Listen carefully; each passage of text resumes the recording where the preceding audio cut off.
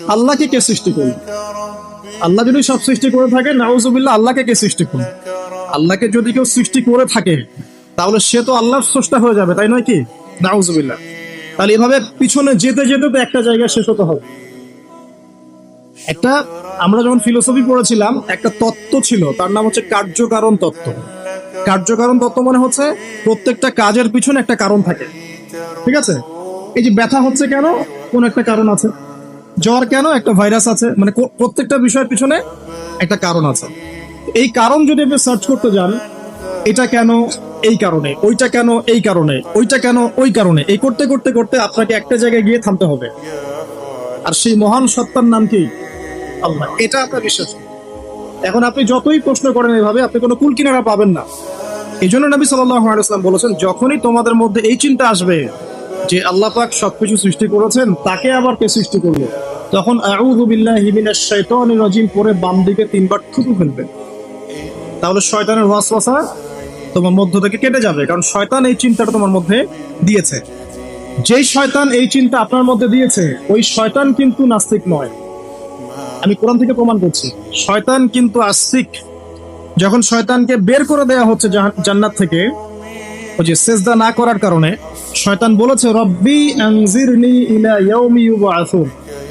শয়তান আল্লাহকে বলছে, রব্বি, হে আমার রব, আনজিরনি, আমাকে অবকাশ দিন, ইলা ইয়াউমি ইউবআসুন, সেই দিন পর্যন্ত যেদিন সবাইকে পুনরুত্থিত করা হবে। মানে এখানে শয়তান আল্লাহকে রব বলে ডাকছে, বুঝতে পারছেন না? শয়তান আল্লাহকে বলছেন রব্বি, হে আমার রব। শয়তান কি আস্তিক না নাস্তিক?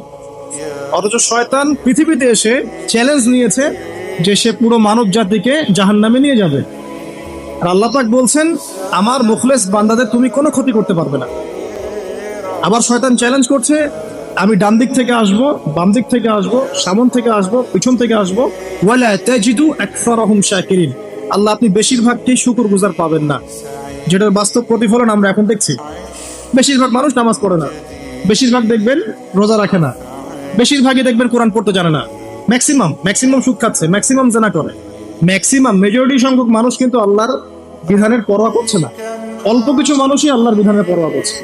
এই কথাও আল্লাহ কোরআনে বলেছেন, ওয়া ক্বালিলুম মিন ইবাদিয়াশ শাকুর, আমার শুকরগুজার বান্দার পরিমাণ হবে কি? খুব কম। এমনকি নবী সাল্লাল্লাহু আলাইহি ওয়াসাল্লাম হাদিসে বলেছেন যে আমার উম্মতের মধ্যেই ৭৩টা দল হয়ে যাবে। কয়টা? তার মধ্যে ৭২টা দল জাহান্নামে যাবে, নাউযুবিল্লাহ। আর মাত্র একটা দল যাবে জান্নাতে, যার ব্যাপারে নবীজি বলছেন, মা আনা আলাইহি ওয়া আসহাবি, আমি যার উপরে আছি এবং আমার সাহাবীরা যার উপরে আছে। মানে পৃথিবীর যে কোনো জায়গার মানুষ, যে কোনো দেশ, যে কোনো ভাষা, যে কোনো রং বর্ণ ইত্যাদি, তার ঈমান, তার আকীদা, তার আমল যদি নবী এবং সাহাবীদের সাথে মিলে যায়, ইনশাআল্লাহ তাআলা সে জান্নাতে যাবে। এটার জন্য একটা দল খুলে সবাইকে ওই দলের ফর্ম পূরণ করতে হবে জরুরি না। এটা ঈমানের ব্যাপার, আকীদা আমলের ব্যাপার। যে কোনো জায়গার মানুষ যদি আল্লাহ এবং তার রাসূল এবং তার সাহাবীদের মানহাজ ফলো করে, ইনশাআল্লাহ তাআলা সে জান্নাতে যাবে। আল্লাহ পাক আমাদেরকে তৌফিক দান করুন, আমিন।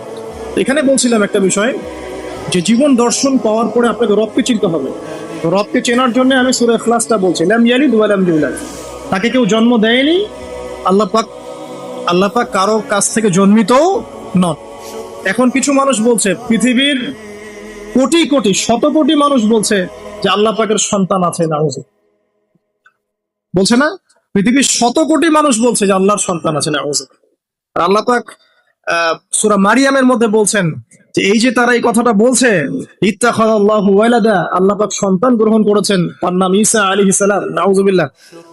আল্লাহ বলছেন এই কথাটা যখন আসমানে উঠে, আমরা যখন কথা বলি তখন কথাগুলো বায়ুমণ্ডলে ছড়িয়ে পড়ে না?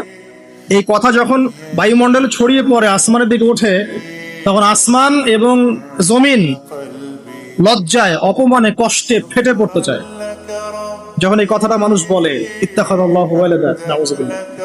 তো দেখুন, বেশিরভাগ মানুষ কিন্তু বলছে যে আল্লাহর সন্তান আছে, নাউযুবিল্লাহ।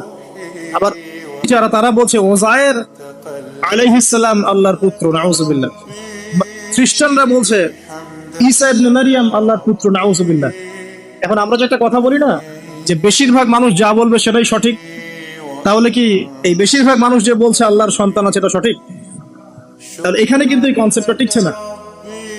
বেশিরভাগ মানুষ যা বলবে তা সঠিক হবে তখনই যখন তাদের কথা কুরআন সুন্নাহর মানদণ্ডে হবে। যদি বেশিরভাগ মানুষ বলে হ্যাঁ সুদ হারাম, অবশ্যই হারাম, বিকজ কোরআন সুন্নাহ এটা হারাম করেছে। যদি বেশিরভাগ মানুষ বলে সুদ হালাল, আপনি কি করবেন? মানবেন? যদি বেশিরভাগ মানুষ বলে মদ হালাল, সিনা হালাল, হ্যাঁ, তাহলে এই যে একটা কনসেপ্ট চালু হয়ে গেছে আমাদের মধ্যে, এটা কিন্তু ডেমোক্রেসি না, এটা ডেমোক্রেসির ভুল ব্যাখ্যা। হ্যাঁ, বেশিরভাগ মানুষ এর কথা মতামত কখন গ্রহণযোগ্য হবে? যখন সেটা আল্লাহ পাকের ঐশী গ্রন্থের আলোকে হবে, তখন অবশ্যই নিঃসন্দেহে এটা গ্রহণযোগ্য হবে। কিন্তু যদি বেশিরভাগ মানুষ আল্লাহ এবং তার রাসূলের বিধানের বাইরে কথা বলে, হালাল করে দেয় মদকে, জেনাকে হালাল করে দেয়, আপনার ওই যে হালাল করে দেয়, সুদকে হালাল করে দেয়, তাহলে কি আমরা হালাল মেনে নেব? যদি মেনে নেন তখন কিন্তু আপনি আল্লাহ পাকের সাথে শিরক করলেন। এটা সূরা তাওবার 31 নম্বর আয়াতে পড়ে দেখবেন। লাম ইয়ালিদ ওয়া লাম ইউলাদ, আল্লাহ পাক কাউকে জন্ম দেননি, কারো কাছ থেকে জন্মিতও নয়। ওয়া লাম ইয়াকুল লাহু কুফুয়ান আহাদ, এটা আরো ম্যাসিভ। আল্লাহ পাকের সমতুল্য কিচ্ছু নাই। মানে কোনো কিছু যদি আপনার চিন্তায়ও আসে যে এটা আল্লাহর সমকক্ষ হতে পারে, নাউজুবিল্লাহ, সাথে সাথেই ওই কনসেপ্টটা বাতিল করতে হবে। কারণ আল্লাহ পাকের সমকক্ষ কিছু হতেই পারে না। কিছু মানুষ আছে মুসলিমদের মধ্যেও দেখা যায় যে আল্লাহ পাকের গুণ এবং আসমা ও সিফাত গুলোকে মানুষের সাথে তুলনা করছে না? অনেকেই বলেছে যে আল্লাহ পাকের হাত এই যে আমাদের হাতের মতো, নাউজুবিল্লাহ, এইসব কথা বলা যাবে না। অনেকে বলেছে আল্লাহ পাকের পা মানুষের পায়ের মতো, আল্লাহ পাকের চেহারা মানুষের চেহারার মতো। অনেক ফিলোসফিক্যাল বই আমরা পড়েছি, এগুলোতে অনেক মানুষ এই কথাগুলো লিখেছে, এগুলো সম্পূর্ণ বাতিল। লাইসা কামিসলিহি শাই, আল্লাহ পাকের মতো কিছুই নাই, কোনো কিছুই তার সাথে সাদৃশ্য হওয়ার যোগ্য নয়। এখানে যদি কোনো মুসলিম এরকম আকীদা পোষণ করে থাকে, এটাও একটা বাতিল আকীদা হবে। সামনে আসেন, আল্লাহকে চিনতে হলে আপনাকে আরেকটা আয়াত আমি শোনাচ্ছি, ইনশাআল্লাহ এটা যথেষ্ট হবে। আল্লাহ রাব্বুল আলামিন বলছেন, আল্লাহ পাক, লা ইলাহা ইল্লাহু, আল্লাহ পাক তিনি যিনি ছাড়া কোনো ইলাহ নাই। আল্লাহু লা ইলাহা ইল্লা হুয়াল হাইয়ুল কাইয়্যুম, তিনি হাই এবং কাইয়্যুম। হাইয়ুন কাইয়্যুম, চিরঞ্জীব, চিরস্থায়ী। চিরঞ্জীব মানে কি? মানে যখন কিছু ছিল না আল্লাহ পাক ছিলেন, যখন কিছু থাকবে না আল্লাহ পাক থাকবেন। সময়ের ঊর্ধ্বে আল্লাহ রাব্বুল আলামিন, সময়ের চেয়ে অনেক ঊর্ধ্বে, বরং সময় তো আল্লাহই সৃষ্টি করেছে, আর আমরা সবাই সময়ের মধ্যে পড়ে আছি।